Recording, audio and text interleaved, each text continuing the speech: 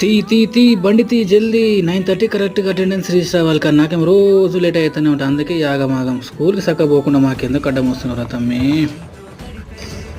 జూనియర్లు girls boys అందరూ బాగా టైంకే పోతున్నట్టున్నారు. మరి మాకేమైందో నాకు అర్థమవుతలేదు కానీ ఆల్రెడీ ఇప్పుడు సార్ వాళ్ళు కూడా అందరు వచ్చేసినట్టున్నారు. మరి హెచ్ఓడికి ఏం సమాధానం చెప్పాలో నాకు అర్థమవుతుంది. అంత ఆన్సర్ కూడా లేదు అనుకున్నట్టే. సార్ కూడా కోపం వచ్చింది, బాగా హర్ట్ అయినట్టున్నాడు.